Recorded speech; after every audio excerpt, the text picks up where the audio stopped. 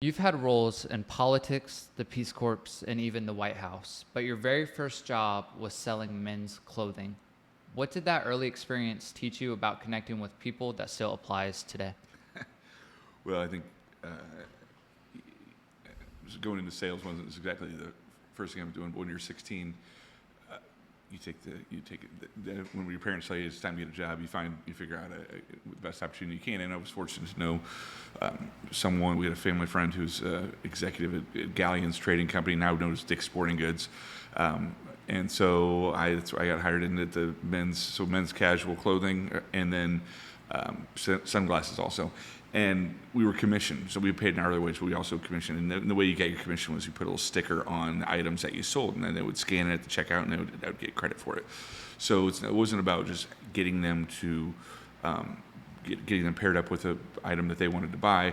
It's having enough credibility with them that they'd also like, hey, do you mind if I put my sticker on that? Most people didn't care, but some people were, I don't know about that. And then some people, as in any job, there are people maybe in other departments who would just try to put their sticker on all kinds of things just because they wanted the credit. So, but I think it came down to credibility. I needed to know the products, know about them. Especially sunglasses, that's where people have lots of questions, because the difference between really nice, expensive sunglasses and your, what I call them, gas station sunglasses is different. But unless you're told that, you don't know. So, credibility.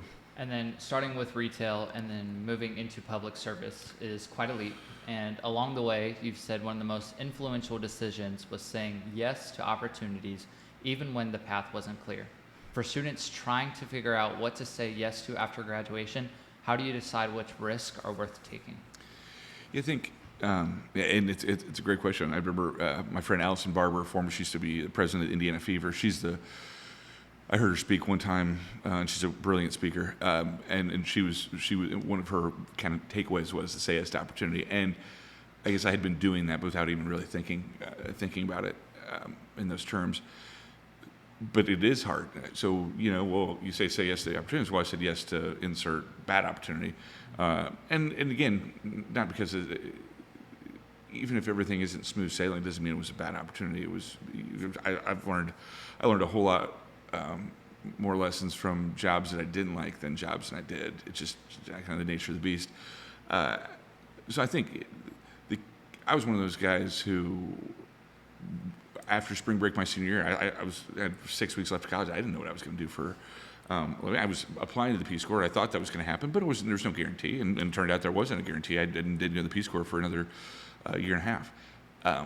But if you start earlier and you start thinking about, and I say start earlier, I think, really, really, really sharp people are going to start going in their freshman year, and they're going to have a plan, like, here's what I know what I want. Well, I was 17 years old when I went to college, so the idea of a plan is not, I was barely mature enough to spell plan. So, but you think about, okay, you go to freshman year, and so what's that job you want to do between your freshman and sophomore year? For me, I worked at a feed store. Retail, I guess, but it wasn't. I should have used that opportunity to do an internship. Not that I didn't learn things at the feed store. Of course I did. Thinking about was there some professional experience that I could really put on my resume to add that, and then going into my sophomore year, think, okay, is there something I could do over Christmas break? Are there some people I can meet when I'm home for Christmas break that might be beneficial? And Franklin College had a winter term where I went had a January term, so I was able to do things during that. And then as you're coming back by the end of January, having a good idea of what do I want to do this coming summer, and then spend like February and the first part of March getting ready for that, and then kind of rinse and repeat over and over again, with the idea that when you're going back into school the fall of your senior year, you've got a good idea of where some places you want to almost, I don't say stalk, but you want to aggressively pursue in hopes that they want to hire you. For students, my wife's an attorney, and so many of our law school friends, they would do between their second year and the third year would work at a law firm or a clerk somewhere, with the idea that as they're going back in the fall, they already know what they're going to be doing upon graduation. So they still have to graduate, they have to finish school, but so much of it is when saying yes to opportunities, it's a gut check where I'm not saying you do a SWOT analysis for every one of them, but you think about upside, downside? Do you have the time? Are you willing to be good at it? Because I mean, there's nothing worse than someone really, really talented who is just not hungry. I mean, you get it. Here's an opportunity, and they're like, yeah, that's fine. It's not that interested in it. But I would rather take someone who's less talented, who just wants to learn. I mean, and especially now we have all these tools in the world of AI and all these tools at our disposal. If you're like, I'm stuck here, well, fire up your computer and ask a question and get unstuck. So anyway, that's I don't think there's exactly it comes down to everybody's own, I guess, rubric of is it something that interests me? Is it something that I believe in? Is it something that I think could lead to something? Lots of people would say I'd love to go work in DC, but I don't have DC is very expensive, so sometimes people didn't have the opportunity to go do that. So it's got to all line up. Yeah. You said starting that cycle early is really important to gain the internships that actually align with what you want to do. Mm-hmm. But many freshmen and sophomores don't have that experience in high school. What can they do to set them apart to get those limited spots at those internships? Yeah, that's one of the things advice I would give. I try to meet with students when they reach out, because I remember when I was a student, man, I wish I would have known people to go reach out to, and I had some really great mentors, Bill Brown and Gene Henderson, two Franklin College trustees that took time out to invest in me when I was young. So I try to do that. But the conversation I'd rather have is not one, your final semester. It's one, your third semester. To think about, okay, so now let's get on that path of thinking strategically about these things. 'Cause again, I went to college when I was 17. I didn't know. I didn't know what I was supposed to do. I knew my dad and my dad's career. I knew that, but other than that, I didn't really know what kind of professionals did. I mean, first I wanted to be a stockbroker. I had no idea what a stockbroker was, and then when I got a sweet C- in econ, I think that kind of just derailed that train, or at least made me think twice about it. But for freshmen and sophomores, get involved in student activities. I mean, that's what it's easy to get a 4.0, not instead of easy to get 4.0, but it's easy to get really good grades if you go to class, go study, and that's all you do in college. But I'm more impressed with showing that you can balance activities, involvement. Probably the thing that impacted me the most were the activities that I was part of when I was at freshman and sophomore. I was in student government, joined a fraternity. Was a student foundation. That was a junior year thing, but I prepped for it as a sophomore. So, and just really the social development was key, because no one really cares what I got in Shakespeare now at 44. I mean, they didn't probably at 24. It mattered coming out of school, and that's why I would say, get the best grades you can get, just because it leaves you options for grad school or for other things. And some people do just check on that, or there are minimum requirements, but honestly, the social development, the getting some practical experience, that's really important, and you could do that even at a young age. And then saying yes eventually led you to some of the highest pressure communication roles possible, from the governor's office to the White House. And when stakes are that high and every word matters, what lessons from those experiences translate to students facing their own high-stakes moments, like an internship interview or a big class presentation? Yeah, it's a great question. And saying yes to opportunities, obviously, it was a part of that. Mm-hmm. But the relationships were the key to getting the opportunity offered. I think about the two specific situations you mentioned. A woman named Janet Holcomb, former First Lady of Indiana now, but then 23 years ago, was my colleague, and got to know her on my first job out of college, and she and I stayed in touch, became friends, and then she threw me a going away party for when I was going to the Peace Corps. So this is fall of 2003, and she invited this guy that she'd just been kind of talking to, maybe starting to date, named Eric Holcomb, and to this going away party. And so he introduced himself to me, and So what's your background? And I was like, well, I'm actually getting ready to go to the Peace Corps. And I was like, oh, so this is for you. And yeah. She's like, I want to hear more about that. So about 2 weeks later, we went and got a beer and we're talking more about what I thought the opportunity was going to be. I mean, I really had no idea. I just knew I had to show up one day, and I was flying to Philly, and then I was flying to Uzbekistan. And he's like, well, stay in touch, and I did. And that's the thing. We can all like meet people, but really building a relationship and staying in touch and checking in on them. That's so he and I became friends from a distance. And I credit Janet for all that she's done for me and my career. But obviously that key introduction was important. And then when I came back from the Peace Corps, we're now working for former but then Governor Mitch Daniels, and he said, hey, we need to add a second person in the press office, and I like the way you write, and because he'd been reading my stories for that. So obviously saying yes to the opportunity was key, but that relationship is what did it. And likewise, my great friend Marty Obst, who I've known through the political world for 20 plus years, he was running then Governor Mike Pence's re-election campaign for governor, and so he and I would get together and we would talk about, and I don't do campaigns for a living, but I understand them to an extent. Anyone can understand them, and we would just talk about different approaches, different opportunities.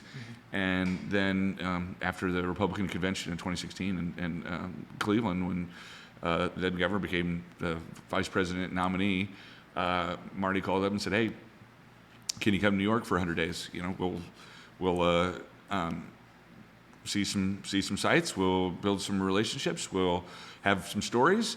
Outcome to be determined. But and so I wasn't sure about that. I had a job, I had a business. I had employees. I had clients, and wasn't necessarily what I was really set on doing. But I talked to my wife. She's like, I like 100 days.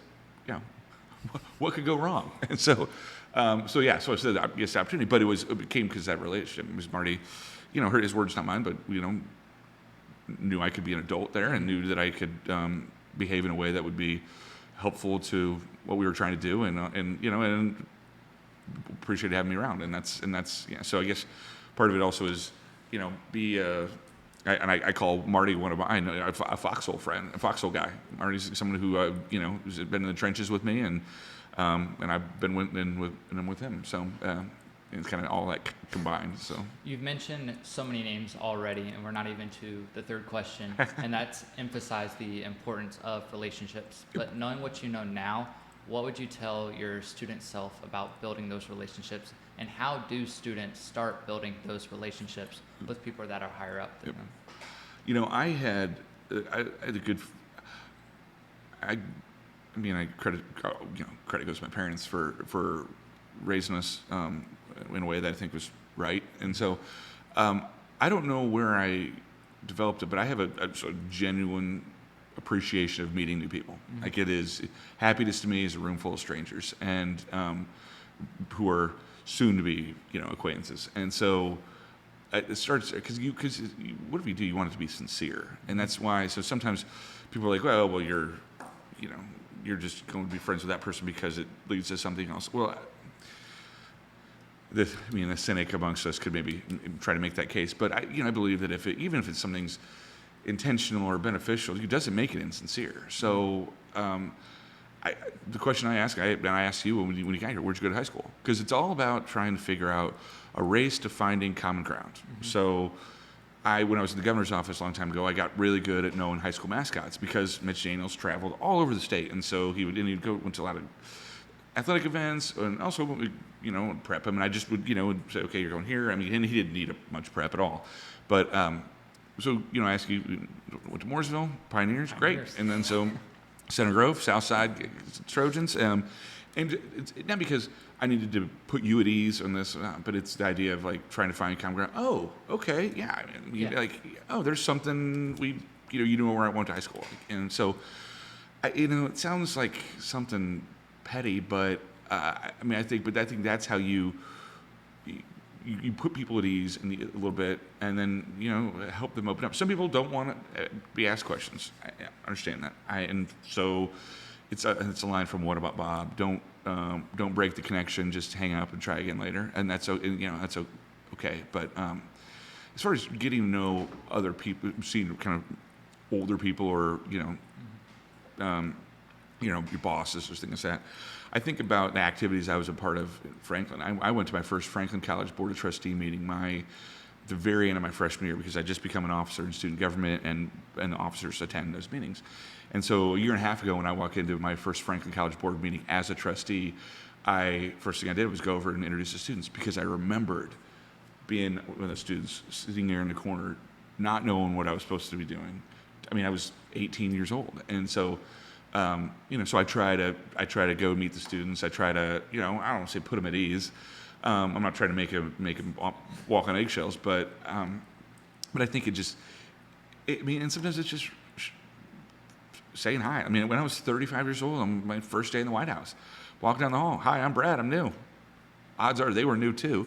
But I mean, and some people, very few people were, put off by that, or were most people are like, oh, hey, great to meet you. All right. And then, I made friends from people who I was sat in the orientation room the first day one, because I started chatting them up. And the world's a lot easier to navigate when you know where all the landmines are and where they are not. And so in some cases, you call it self-preservation. You're just trying to figure out good friend, bad friend, or good person, bad person. It's like, just reading the room. So.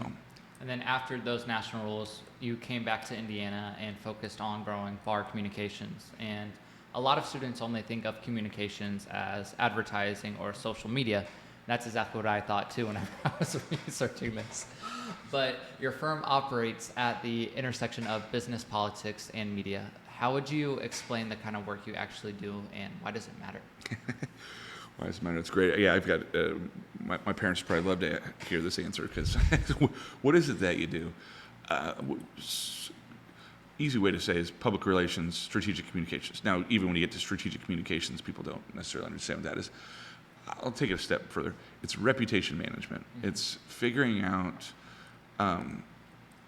out how do we communicate whatever it is that client XYZ is doing to people that they want to know that they're doing, that they want to know. For example, Walmart. We do all Walmart's PR media in Indiana, Kentucky, and I've done that for 11 years. And so when Walmart builds a new store, they want that to be known, because they want people to realize that they can go in and shop there. And then and then also it's about being unique. So why is Walmart a good place for person XYZ to go, and what are all the availability of things that are there? So that's kind of your basic PR. And you got to do the work, and you got to put the time in, and you got to get done, and then you got to handle the questions and things like that. But then there's other people that are like, I don't need publicity, but I want to make sure that I'm well positioned, that if opportunity comes, that I'm in. Where should I go? Who should I meet with? What should I be a part of? What should I sponsor? And so we give. In some cases, we're a glorified publicist, and we give advice on that. And then how do I raise my profile appropriately? How do I stay top of mind? That's what so much of this is. You said I started out in retail, and so I started out in sales. I'm in sales now. I got to sell our team, our brand, all over the place. And the good news is anybody can be my client, because of what we do. Bad news is anybody can be my client. And so you're trying to, okay, well, how do I know to go here and not there? And you're trying to just, when someone comes to you and says, man, I need help with this, I want you to say, oh, I know a guy, I know somebody, and these people are great. So it's the idea of being, and this is what I did when I described what I was doing when I was in the governor's office, is I'm like, it was my job to be tactfully shameless about everything the governor did. Because when he did something, it wasn't about his vanity, it was about benefiting the state. And so a policy that he proposed, I was trying to get word about that all over the place, because then people could read about it and they could make up their own mind. Would they like it? Do they not like it? But if they don't understand it, then it's going to be really hard for them to make up their mind. So if it's important for us to move the state forward by being really clear in what we're trying to do, then how do I help do that? And that's what we help clients do, and then some of it is we do a decent amount of crisis management. The key to crisis communications, crisis prevention. So, but unfortunately, a lot of people don't call us before the crisis. They in order to help prevent it. They call us after it's happened, and it doesn't mean that you can't fix it or you can't help manage it, but it's but it just gets a little trickier. So. You mentioned sales and selling your team in that, and many college students, they're in these projects for a month or even weeks at a time. How can someone become a leader and sell their team on working together, and what strategies do you use to do that? Someone asked me yesterday for a piece of advice before they were going to have a tough conversation, and I said, when in doubt, be more humble. Easy to say, hard to do. And that's, so I think about, one of my favorite shows, Ted Lasso, where he's having a conversation with his assistant coach someone they've had some issues, and he's like, help me, teach me what I need to know, like help me. And that's, sometimes we come into a situation and we think, I got it figured out. Okay, I mean, I'm on this team, I know how I can contribute, I know how this person should contribute. And you may have it figured out, but sometimes it's asking like, how can I be a better teammate for you? And a lot of times people won't have the answer, but at least you asked. And so, I say, whenever I talk about a member of our team, I always refer to him as a colleague. Rarely you can find me say employee. Why? Because I work for them as much as they work for me, and that's the idea. It's like there's just like optimize me. What do I need to do? And yes, technically there's an org chart, of course, but I don't. The way if you can remove titles and labels and flatten the organization at times, you often. I think you get better results, but it's all situational. So. And then part of your work is helping organizations build and protect their reputations. And students already have reputations too, whether that's through LinkedIn, social media, or the way they show up in class or internships. What advice would you give to them about shaping their personal brand while still in school?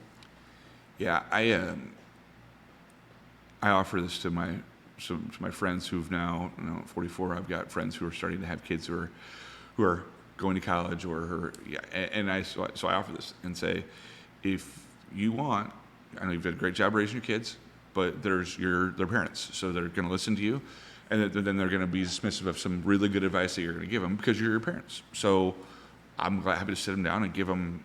It's not tough love.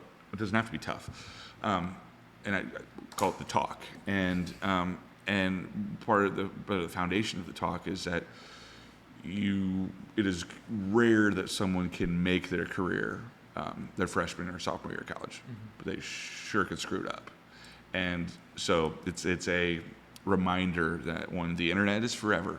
I mean, in this day and age, I saw more than one White House intern candidate thought they were cruising through, and then someone did a quick vet of their social media, and turns out that the 30-foot beer bong from spring break photo didn't need to be on the Facebook page, and so someone questioned their judgment there. And so you have to be so careful on the things that you say, especially in the world of digital cameras and recordings and social media as a venue to it. Not everybody needs to know your opinion on everything. There are some times when people have said, man, you're not, for someone who's in PR communications, you're not super active on social media. I consume a ton of it because people expect that I'm going to have an understanding of what's going on, but I don't weigh in on a lot of things. And I write a monthly column in the IBJ, Indianapolis Business Journal, as you know, and there are plenty of punches that I pull because it's bad for business. It's bad. Not everybody needs to hear what I have to say on everything, and some opinions don't age well. That's the other thing. An opinion that seems totally legitimate right now in 2025 may sound ridiculous in 2027. That's why people just want to dig in on things. I don't say you can't be principled. Fine, be principled as you want to be, but it doesn't mean that you can't be flexible or malleable or maybe change your mind. God forbid you be wrong one time. From a reputation management standpoint, like what do you want people to know about you, and then think about how do you demonstrate that. And social media sometimes all kind of not everybody's skill set or talent or value comes through on a social media profile. But that's why it's how do you get in front of them? How do you find people? I mean, show up at events. I'm a big fan of the Indianapolis Business-Journal, and I've had a relationship with them for a long time, and they have really started in the last few years putting on a ton of events, like the State of Real Estate breakfast. Do I have, or it's not called that, but it's something about a breakfast, and so I'll show up there. Why? It's a learning opportunity. It's 400 people that are, friends or potential friends or clients, and like I said, I learned something. And so, is it 3 hours of my time on a Wednesday that I could be doing something else? Yeah, of course. But I think if you go beyond just the standard, go to class, go to the library, turn your homework in, and then try to get an internship because your professor says you're supposed to have one, and you're curious, it is amazing. People will respect that curiosity. And then you mentioned reputation management, and reputation is often tested in times of crisis. And you guys said you are often called after companies make a mistake. And students may not deal with national headlines, but they face their own crisis, like a failed exam, a mistake at work, or even a networking slip. What's the right way to bounce back when things go wrong? When you're wrong, admit it, apologize, try to do better, be sincere about that. Mm-hmm. So it is amazing how many, the line I said, when in doubt, be more humble, how difficult it can be to truly be humble. I learned a lesson from Bill Brown, who's a mentor of mine.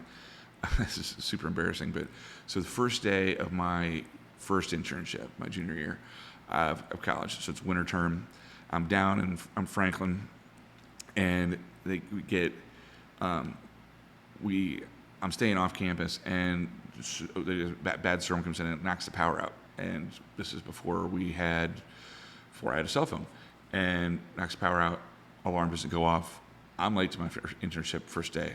I mean, I get back to campus, change, and I call and the general counsel of One America, Bill Brown, who's again, I consider a great mentor.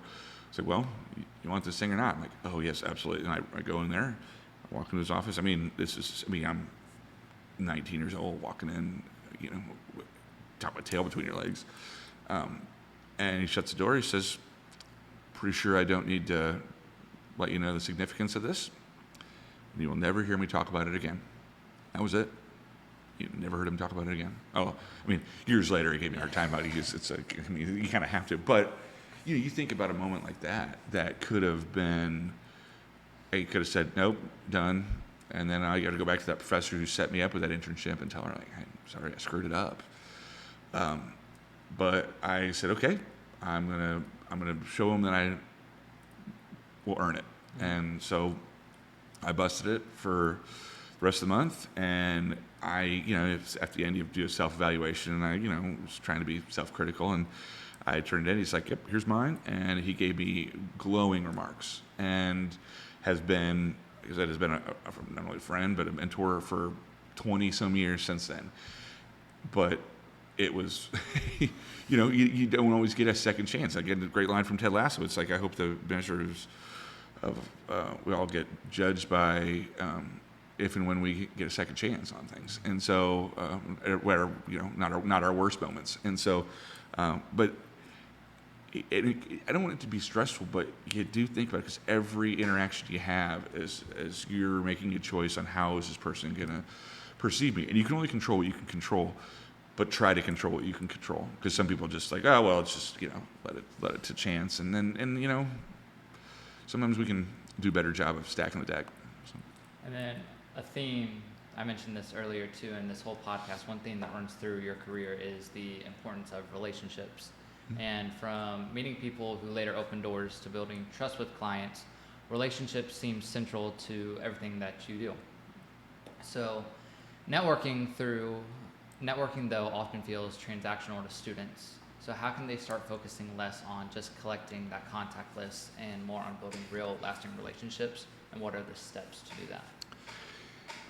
Yeah, a couple of phrases I don't like to use. I don't like to use the term networking because it seems so manufactured. So do I, what we don't perceive as networking, do I do that? Yeah, a ton of it. But I don't like to use that term. And also, kind of where we were setting up, we talked about the phrase, pick your brain. I know I never like to use that phrase because when people even say, hey, I'd like to pick your brain, because it seems so one way. And in reality, it's not. I mean, if I have a conversation where someone's asking me questions, I ought to be learning something from them too. And so I never wanted to be like that. But I think I use the C word, being curious. I mean, asking questions like, how did you get where are you going? What are the characteristics that you look for when you're making it hire? I mean, asking questions like that. I mean, obviously we're doing this podcast, but it's rare you find someone who who isn't willing to talk about themselves. Some people do it ad nauseum, but so let people do what they do best.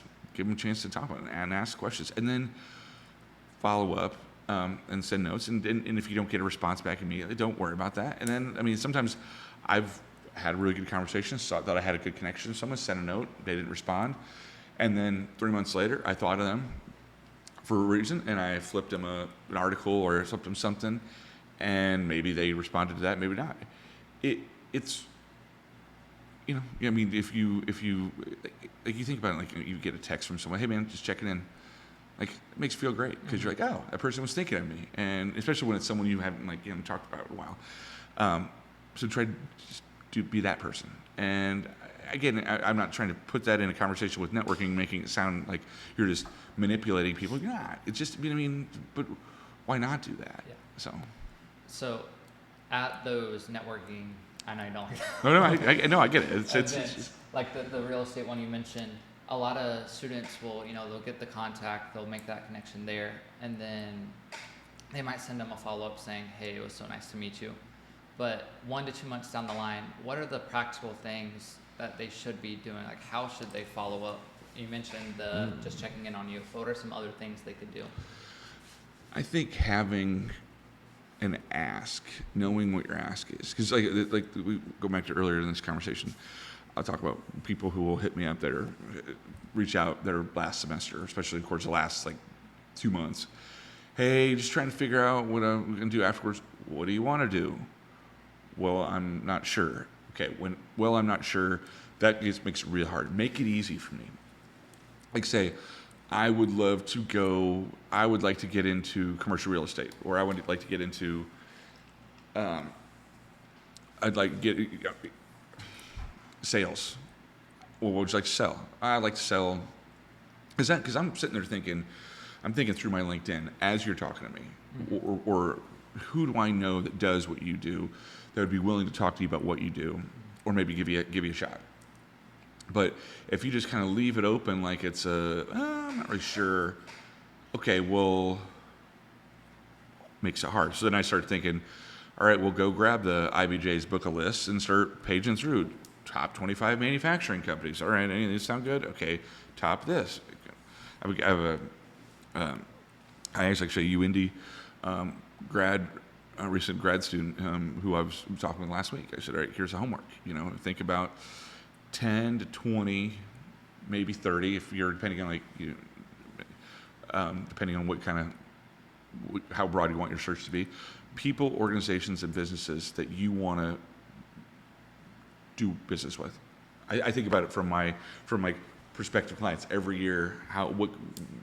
What are the people that if I have free time, I work that list. Mm-hmm. So these people, think about what are these options, and then how do I find an in? Is it, honestly paging through a newspaper, paging through a magazine, and look at who the advertisers are. Because if they have money to advertise, they're doing well enough that they're probably hiring, or and so that's a great start. But I think it's really being intentional and thinking about, Brad, I need you. I want to be mindful of your time. So here's the specific ask. Oh, great. Because that's what I'm trying to figure out. And so the more more you've made up your mind before you come here. Again, encouraging you to be flexible and understand that. Because the first job out of college, I don't really judge people's resumes until they're a couple years out of college, because a lot of people don't know if that really talented and really well raised or well developed students may not have had a great mentor in college, or had connections to an opportunity. So they take a job right out of college because they need to take a job because they got bills, they got student loans they got to pay back, or sometimes they take a job because they're promised, or they're led to believe that they're being promised something, and they get there and it turns out it's not exactly what it's cut up to be. And they're like, oh well, now am I stuck here? Do I jump around? So there's some people who they get there 6 months in, they're like, oh, this isn't me. I got to get off the island, and they get out. So I think it's important to be as focused as you can, and then say, you know what, I am open to lots of different things. Here's the skill set I hope to use. Okay, that's helpful too. So I'm like, okay, so you are a really strong writer, so let's figure out something that would appreciate really strong writing skills. Or you like to talk to people. Okay, so maybe let's think about something that's what's going to be engaging. And then there's some people who don't want to talk to people. Okay, so let's figure out what's a role where you're able to contribute to a team without having to necessarily perform. So, and then you said if a student texts you and they're interested in PR, public affairs, or politics, what's the first practical step that they can take to get their foot in the door? I was talking to somebody the other day about potential career opportunities. I said, you should think about state government. I spent more than half my 20s in state government. One, you can, and I'm not trying to weigh in on state salaries, but it paid well. I remember, I think about 2007, 2008, when it was financial crisis, I was making more money than I ever had been because I was in state government. It wasn't like I was making a ton of money. I was just, it was a stable job. And because you think about, you get management experience, you can get communications experience, you can get policy experience, you can get operations experience, all those different things. So while maybe working at the B&B might not be where you thought your career was going to handle, I know my best man at my wedding ran the B&B for several years and got really good experience of it, and was able and promoted from there to something else. So I think thinking about those opportunities, again, campus organizations, I'll keep going back to it. I wrote a column for the newspaper. I was in a journalism major. I've never taken a journalism or political science class in my life. Volunteer on a campaign. Everybody, I hate to use that term because some people will say, well, I didn't start at the bottom, but almost everyone in politics starts at the bottom. They start knocking doors. They start putting up yard signs. They walk in parades. It's part of it. And also, you could say, well, why should I have to do that? It's not about whether you have to do that. One, your credibility with other people is going to be enhanced because you showed that you'd be willing to do this. No job too small. I'm listening for that phrase anytime I'm talking to somebody, or that attitude. No job too small. Oh, great. Then you get it. Because at the end of the day, when I worked at a Pizza King station when I was in Franklin. Loved Pizza King. And, some days you go in there and you're washing dishes. Some days you're out front talking to people. At the end of the day, I'm 44. I wash just as many dishes as the next person. And it may not be, I may not be doing it at a restaurant or in public, but and you got to be able and never forget how to wash dishes. So, from Pizza King to the White House, running your own company. What's one communication skill or habit students should start practicing this semester that will set them apart? The ability to write is, and now we referenced AI earlier. I get that that's a tool, and it was weird until probably about 3 months ago. I thought it was cheating, like if you're using that. And now I know that it's coming. So figure out how to use it and how to be really good at it. And what I would say is it's really how to argue with it, how to prompt it, how to go back and forth. And then, but at the end of the day, you have to know what good writing is. Even if you're relying on another tool to help you with it, you got to sit there and say like, hey, what I just got back wasn't that good or wasn't good. So writing, learning how to write, and because learning how to write is also, this exercise that there's two exercises that probably made me develop my writing, and again, not claiming to be good. One was in college. It was a professor, Damia Whitney, wonderful person. It did a ton to inspire me to go to the Peace Corps and taught me how to write. And she said, okay, here's a list of books. Pick one, write a book report on it, put the word count, turn it in. And there were some other parameters too, but so I turned it in. She graded it, gave it back to me, in the whole class, but gave it back to me and said, all right, great. I want the same book report, half the words. Like, oh.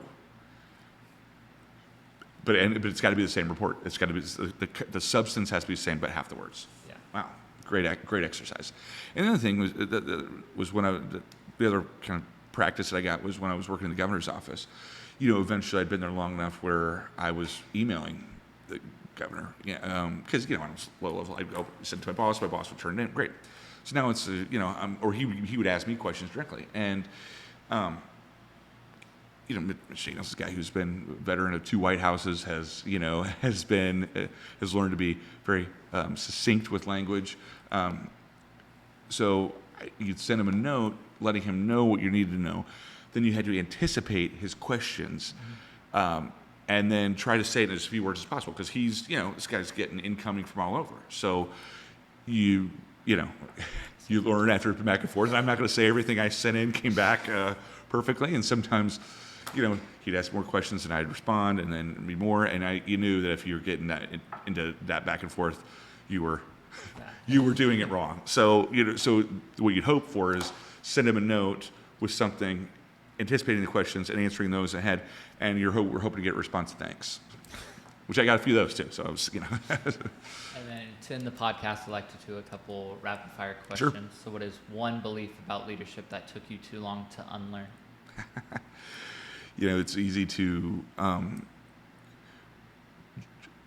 just because you're the boss doesn't mean you're in charge. Mm-hmm. And I've seen too many people come in because they've got the title of president or CEO or whatever, founding principal, whatever it is, that there's just implied respect, like that people are going to just hang on every word they say and just run and do everything, not question anything they say because they're the boss.